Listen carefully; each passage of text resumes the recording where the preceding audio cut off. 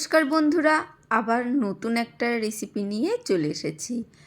আজকে শেখাবো তোমাদের ডাক বাংলো চিকেন। ডাক বাংলো চিকেনের রেসিপি একদম সহজ আর খুব সহজভাবে করার চেষ্টা করেছি। চলো দেখে নেওয়া যাক। এখানে প্রথমে একটা মশলা তৈরি করে নিচ্ছি। এখানে গোলমরিচ আর শুকনো লঙ্কা দিয়েছি প্রথমে, সেটা হালকা করে ভাজছি একদম লো ফ্লেম করে রেখে। এখানে এলাচ দিয়ে দিলাম 3টে, তারপরে দারচিনি, কয়েকটা লবঙ্গ দিয়ে ভালো করে সুন্দর করে ভেজে নিচ্ছি। এর মধ্যেই একটু দিয়ে দিলাম গোটা জিরে, তার সাথেই দিয়ে দেবো গোটা ধনে। মশলাগুলোকে হালকা করে ভেজে মিক্সিতে গুঁড়ো করে নিতে হবে। এখন গ্যাসের ফ্লেমটা বন্ধ করে দিয়ে এখানে তেজপাতা দিয়ে দিলাম 2টো, আর হাত দিয়ে ছিঁড়ে দিচ্ছি, ছিঁড়ে দিলাম ভালো করে। তারপরে মিক্সিতে এই মশলাটা গুঁড়ো করে রাখবো, গুঁড়ো করে তারপরে মাংসের মধ্যে মাখাবো। খুব ডাক বাংলো চিকেনটায় এমন কিছু তারা আহামরি করে করতো না, কিন্তু রেসিপিটা খেতে কিন্তু দারুণ হতো। ইংরেজ যারা আসতো অফিসাররা, তাদের কিন্তু খুব ভালো লাগতো। আর হট করে আমাদের দেশি যে বাবুর্চি ছিল, তারা কিন্তু খুব যত্ন সহকারে বানিয়ে ফেলতো জিনিসটাকে। এই মশলাটা তৈরি থাকতো, তৈরি করে আর ঝটপট খুব সাধারণভাবেই কিন্তু একটা দারুণ চিকেন হতো। তোমরা অবশ্যই এই রেসিপিটা ট্রাই করো। এখানে মশলাটা ওর মধ্যে চিকেনের মধ্যে দিয়ে দিয়েছি, কড়ার মধ্যেই করছি, কারণ অন্য পাত্রে করার কোনো দরকার নেই। কড়ার মধ্যে মেখে এটাকে বসানো হবে, সেই জন্যে রসুনটাকে পেস্ট করে নিয়েছি। রসুনটা পেস্ট করে ওর সাথে আমি 200 গ্রাম মতন টক দই দিয়ে দিচ্ছি। দইয়ের সাথে ভালো করে পেস্ট করে এইটাও মাংসের মধ্যে দিয়ে দেবো। এই মশলা মাখানোগুলোই হচ্ছে আসল ব্যাপার।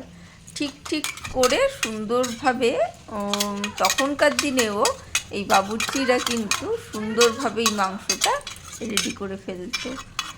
খুব কম সময়ের মধ্যে, যখন হঠাৎ করে দেশ সরকাররা আসতো, তখনই হট করে তারা রেডি করে ফেলতো নানা রকম কাজ করতে করতে।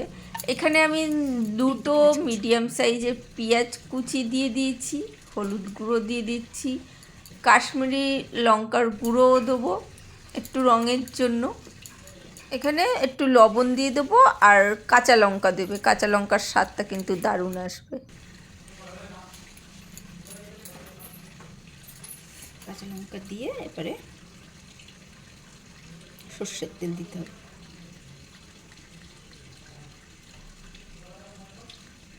সর্ষের তেলটা ওই 3 চামচ মতন দিয়ে দিতে হবে।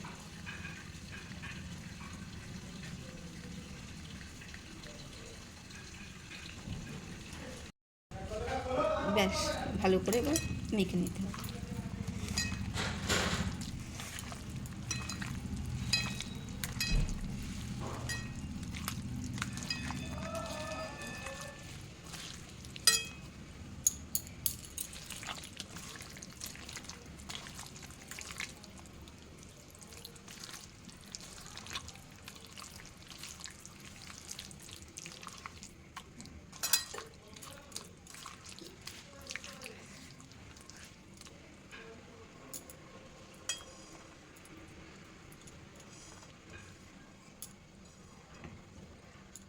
সুন্দর করে মেখে এবার চাপা দিয়ে রেখে দেবো।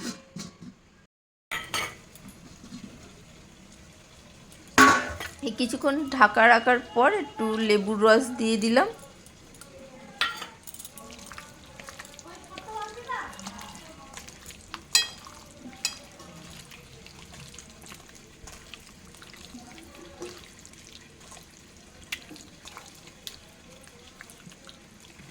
লেবুর রসটাও মাখিয়ে দিলাম।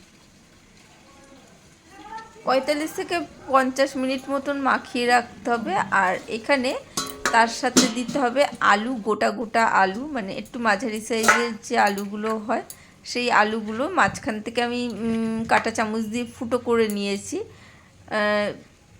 আলুটা কিন্তু মাস্ট, আলুটা দিতে হবে। ফুটো করে রাখা আলু দিয়ে দিলাম, আর দিচ্ছি ঘি।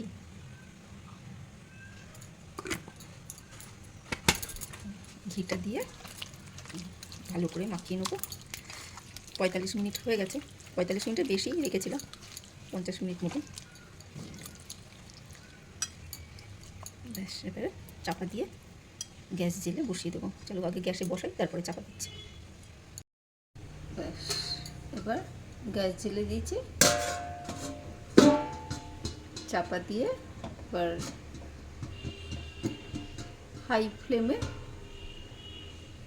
10 মিনিট মতন রেখে দেবো। 10 মিনিট পরে খুললাম, দেখো কতটা জল বেরিয়েছে। এরপরে আবার নেড়ে ছেড়ে আবার চাপা দিয়ে রাখবো লো ফ্লেমে।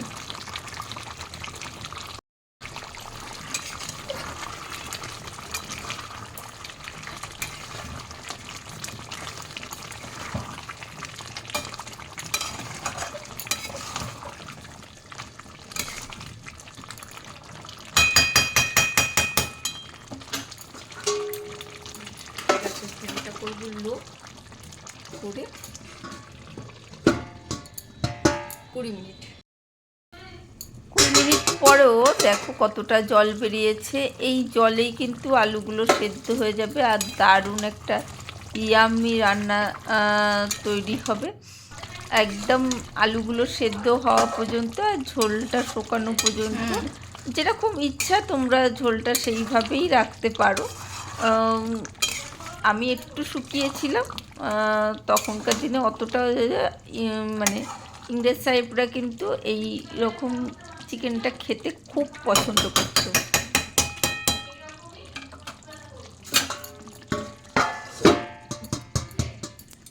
বুঝলাম।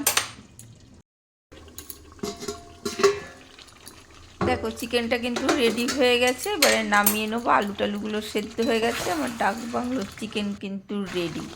তোমরা কিন্তু অবশ্যই যে কোনো বিশেষ অনুষ্ঠানে ট্রাই করো, একদম কিন্তু সহজ, দেখতেই পেলে কতটা সহজ। যাওয়ার আগে লাইক কমেন্ট শেয়ার করতে ভুলো না। আর যারা নতুন বন্ধু দেখছো তারা অবশ্যই চ্যানেলটাকে সাবস্ক্রাইব করো। পুরনো বন্ধুরা কমেন্ট করে জানিও কেমন লাগলো।